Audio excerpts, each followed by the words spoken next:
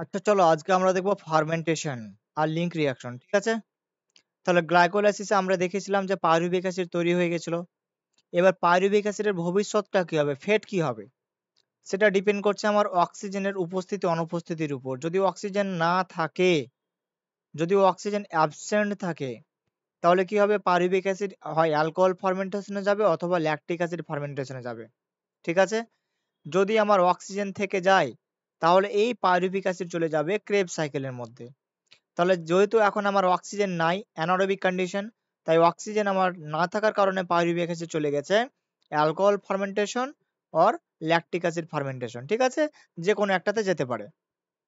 তাহলে অ্যালকোহল ফার্মেন্টেশনে কি হয় না, পাইরুভিক অ্যাসিড যেটা তোমার গ্লাইকোলাইসিসে তুমি দুটো পাইরুভিক অ্যাসিড পেয়েছিলে এক অনুগ্লুকোজ থেকে, সেই পাইরুভিক অ্যাসিডটা দেখো কি হয়েছে, ইথানল আর কার্বন ডাইঅক্সাইডে কনভার্ট হয়ে গেছে, তাই তো? তো এখানে দুটো তোমার এনজাইম লাগে, একটা হচ্ছে পাইরুভিক অ্যাসিড ডিকার্বক্সিলেজ, একটা অ্যালকোহল ডিহাইড্রোজেনেজ। এই দুটো এনজাইম খুব ইম্পর্টেন্ট, গুরুত্বপূর্ণ, মনে রাখো। আর কি হচ্ছে, যেটা তোমার গ্লাইকোলাইসিসে NADH H+টা তৈরি হয়েছিল, সেটা দেখো আবার তোমার NAD প্লাসে অক্সিডাইজড হয়ে যাচ্ছে, তাই তো? তার মানে যেটা আমার গ্লাইকোলাইসিসে NADH+ তৈরি হয়েছিল, যেখান থেকে আমি পরবর্তীতে ETS কে শক্তি পেতাম, এখন NADH থেকে 3টা ATP পেতাম, ঠিক আছে? সেটা কিন্তু আমার এখানে নষ্ট হয়ে গেল, NAD প্লাসে কনভার্ট হয়ে গেল। এই NAD প্লাস যেটা উৎপন্ন হলো, সেটা কিন্তু আবার আমার গ্লাইকোলাইসিস চালাতে সাহায্য করবে, তাই তো? তার কারণে দেখেছিলাম যে গ্লাইকোলাইসিসে NAD প্লাস লাগছিল। তোমাদের যদি গ্লাইকোলাইসিস বুঝতে অসুবিধা হয়, গ্লাইকোলাইসিসের লেকচার অলরেডি আমার দেওয়া আছে ইউটিউবে, দেখে নাও। এরপরে দেখো ল্যাকটিক অ্যাসিড ফার্মেন্টেশনে কি হবে না, পাইরুভিক অ্যাসিডটা তোমার ল্যাকটিক অ্যাসিডে কনভার্ট হয়ে যাবে, সিম্পল। এখানেও সেম একই রকম, NADH+টা NAD প্লাসে কনভার্ট হবে, কিন্তু এখানে কোনো কার্বন ডাইঅক্সাইড উৎপন্ন হবে না, ঠিক আছে? শুধু ল্যাকটিক অ্যাসিড, এখানে কার্বন ডাইঅক্সাইড উৎপন্ন হচ্ছে। আর এখানে যে এনজাইম লাগছে সেটা হচ্ছে ল্যাকটেট ডিহাইড্রোজেনেজ। এখানে অ্যালকোহল উৎপন্ন হচ্ছিল জন্য অ্যালকোহল ডিহাইড্রোজেনেজ, তার সাথে পাইরুভিক অ্যাসিড ডিকার্বক্সিলেজ লাগছিল কারণ কার্বন ডাইঅক্সাইড উৎপন্ন হচ্ছিল। এবার চলো কোশ্চেন গুলো দেখি আমরা। Which statement is not correct? Pyruvic acid is the কি প্রোডাক্ট অফ গ্লাইকোলাইসিস, একদম কারেক্ট ছিল, তাই তো? Fermentation takes place under aerobic condition, নয় অ্যানারোবিক হবে, তো এটা তো ভুল আছে। এটা কোথায় কোথায়, প্রোক্যারিওটিক হয়, ইউনিসেলুলার ইউক্যারিওটিক হয় এবং জার্মিনেটিং সিডের মধ্যেও হয়। তাহলে এটা অ্যারোবিক কন্ডিশন হয়, অ্যানারোবিক কন্ডিশন হয়, অ্যারোবিকে না, ঠিক আছে? তাহলে এটা ভুল হলো। বাকি অপশনগুলো দেখে নিই আমরা। In glycolysis incomplete oxidation of glucose occur, হ্যাঁ একদম, পার্সিয়াল অক্সিডেশন মানে ইনকমপ্লিট অক্সিডেশন বলতে পারো। Pyruvic acid may undergo alcoholic fermentation, হ্যাঁ পাইরুভিক অ্যাসিড অ্যালকোহলিক ফার্মেন্টেশনে যেতে পারে, ল্যাকটিক অ্যাসিড ফার্মেন্টেশনে যেতে পারে, অথবা ক্রেব সাইকেলে যেতে পারে, ডিপেন্ডিং আপন সেলুলার নিডস অ্যান্ড অর্গানিজম, সেলের নিডের উপর ডিপেন্ড করছে, সেলের কি প্রয়োজন আছে না আছে তার উপর ডিপেন্ড করছে, এবং অর্গানিজমের উপর ডিপেন্ড করছে, তাই তো? কোন অর্গানিজম আছে তার উপর ডিপেন্ড করছে, ঠিক? যদি অ্যানারোবিক অর্গানিজম হয় তাহলে তার ক্ষেত্রে তো ক্রেব সাইকেলে কোনো প্রশ্নই ওঠে না। যদি সেটা অ্যারোবিক অর্গানিজম হয়, তাহলে ক্রেব সাইকেল হয়তো হতে পারে ইচ্ছা করলে, তাই না? তাহলে অর্গানিজমের উপর ডিপেন্ড করে, সেলুলার নিডের উপর ডিপেন্ড করে। ধরো তুমি প্রচুর এক্সারসাইজ করছো, তাহলে সেই সময় তোমার তো প্রচুর এনার্জির প্রয়োজন, তাই না? এবং সে সময় কি হয়, আমাদের মাসেলের মধ্যে অক্সিজেনের ডেফিসিয়েন্সি হয়ে যায়।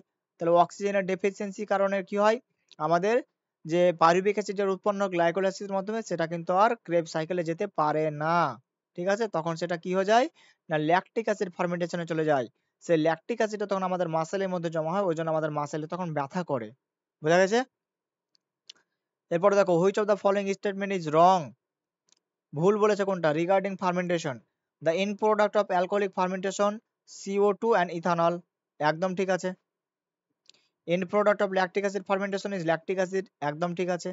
In both lactic acid and alcoholic fermentation more than 7% of energy in glucose is release, more than হবে না, এটা লেস দ্যান হবে, তো এটা ভুল আছে, ঠিক আছে? 3 নম্বরটা ভুল আছে। তাহলে অ্যান্সার হয়ে গেল তোমার 3। 4 নম্বরটা দেখে নাও। In yeast glucose is converted into carbon dioxide ethanol, কারণ ইস্টের মধ্যে কি হয়, অ্যালকোহলিক ফার্মেন্টেশন হয়, তাহলে কি হবে, কার্বন ডাইঅক্সাইড তৈরি হবে আর ইথানল তৈরি হবে by the enzyme pyruvic acid decarboxylase and alcohol dehydrogenase, একদম ঠিক আছে এটা। তাহলে ভুল আছে তোমার 3, তাহলে অ্যান্সার হবে 3। Which of the following statement is not correct regarding fermentation? Lactic acid fermentation occurs in animal cells also like muscle during exercise, একদম ঠিক আছে, বললাম যেটা, যে আমাদের এক্সারসাইজ করার সময় কি হয়, মাসেলের মধ্যে ল্যাকটিক অ্যাসিড ফার্মেন্টেশন হয়ে যায়। Pyruvic acid is reduced to lactic acid by the enzyme lactate dehydrogenase, একদম ঠিক আছে। NADH plus H plus is reoxidized to NAD plus, হ্যাঁ NAD plus এ কনভার্ট হয়ে যাচ্ছিল। In both lactic acid and alcoholic fermentation, হ্যাঁ দুটো ক্ষেত্রে হচ্ছিল, ঠিক আছে। ইস্ট, এটা ওয়াই হবে। Yeast poisonous themselves when concentration of alcohol reach about 7%, না এটা 13% হয়, ঠিক আছে। তাহলে এটা ভুল আছে, তাহলে অ্যান্সার হবে তোমার 4। What amount of energy is released from glucose during lactic acid fermentation, তাহলে বলো ল্যাকটিক অ্যাসিড ফার্মেন্টেশনের সময় কতটা এনার্জি রিলিজ হয়, বলেছি লেস দ্যান 7%, তাই তো। কত হয় বলো, less than 7%। when one molecule of glucose is fermented to alcohol or lactate, how much ATP is produced? তাহলে দেখো গ্লুকোজ থেকে তুমি ল্যাকটেটে আসছো, তার মানে কি প্রথমে গ্লাইকোলাইসিস হলো, গ্লাইকোলাইসিসে আমি নেট 2 অণু এটিপি পেলাম, তাই তো, দুটো এটিপি পেলাম নেট। তারপরে তোমার যখন অ্যালকোহলিক ফার্মেন্টেশন যখন হচ্ছে, সেখানে তো কোনো আমি এটিপি পাচ্ছি না, তাহলে নেট আমার কিন্তু 2 অণু এটিপি থাকছে, ঠিক আছে। হাউ মাচ এটিপি প্রডিউস, মোট মোট কত এটিপি প্রডিউস হচ্ছে, মোট আমার 4 অণু এটিপি তৈরি হচ্ছে, ঠিক আছে। তাহলে হাউ মাচ, এখানে যদি টোটাল বলতো টোটাল, তাহলে 4 অ্যান্সার করতাম, যদি নেট বলতো তাহলে 2 অ্যান্সার করতাম, ঠিক আছে। তাহলে যেরকম বলবে সেরকম বলবো অ্যান্সার, বোঝা গেছে। Mark the wrong statement about aerobic respiration, aerobic respiration সম্পর্কে কোনটা ভুল আছে বলো, মানে অক্সিজেন আছে, তাহলে অ্যারোবিক রেসপিরেশন তোমার মাইটোকন্ড্রিয়ার মধ্যে হয়, ঠিক আছে। It occurs in the presence of oxygen, aerobic মানে তো অক্সিজেনের উপস্থিতি, বিলকুল কারেক্ট। তারপরে most common in higher organism, higher অর্গানিজমের মধ্যে দেখা যায় এটা, ঠিক আছে।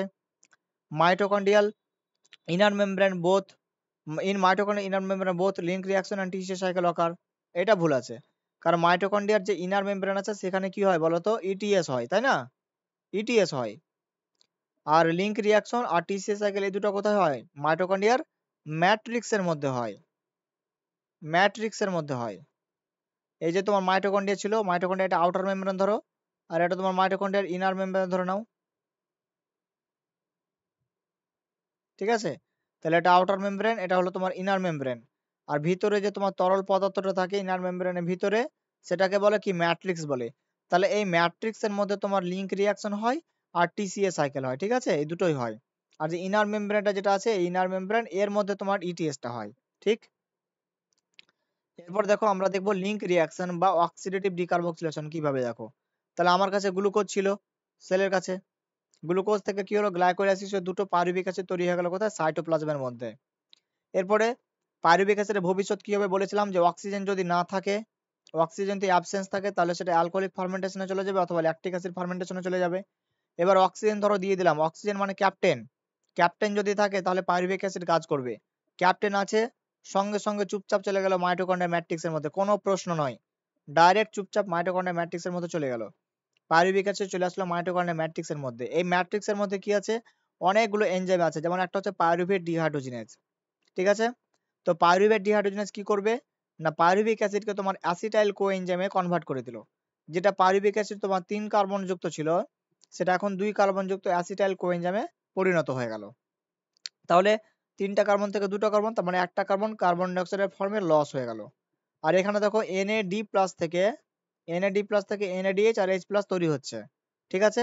যেমন গ্লাইকোলাইসিসে তোমার NADH H+ তৈরি হচ্ছিল, এখানেও ঠিক একই রকম NAD+ থেকে NADH H+ তৈরি হচ্ছে।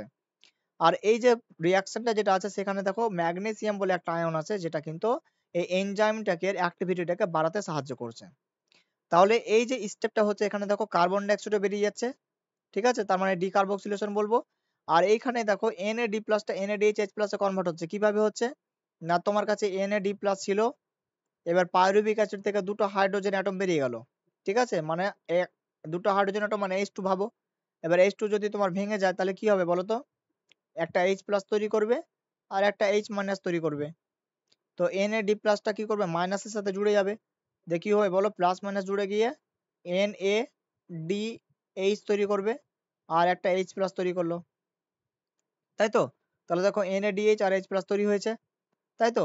তাহলে এখানে যে হাইড্রোজেন অ্যাটম এসছে দুটো, তো কোথা থেকে আসলো, পাইরুভিক অ্যাসিড থেকে বেরিয়ে এসছে। তার মানে কোনো কিছু থেকে হাইড্রোজেন বেরিয়ে যাওয়া মানে কি বলতো, অক্সিডেশন হয়ে যাওয়া। তার মানে পাইরুভিক অ্যাসিডের এখানে অক্সিডেশন হয়েছে আর এখানে ডিকার্বক্সিলেশন হয়েছে, ওই জন্য এটাকে বলছে কি, অক্সিডেটিভ ডিকার্বক্সিলেশন, ঠিক আছে। আর ওটাকে বলছে লিঙ্ক রিঅ্যাকশন। কেন লিঙ্ক বলছি, তার কারণ দেখো, এই যে এই রিঅ্যাকশনটা যেটা আছে অক্সিডেটিভ ডিকার্বক্সিলেশন, এখান থেকে এটা, এর আগে কি আছে, গ্লাইকোলাইসিস আছে, এরপরে যদি আরো যদি অক্সিজেন থাকে তখন অ্যাসিটাইল কোএনজাইমে কোথায় চলে যাবে? ক্রেবস সাইকেলের মধ্যে চলে যাবে।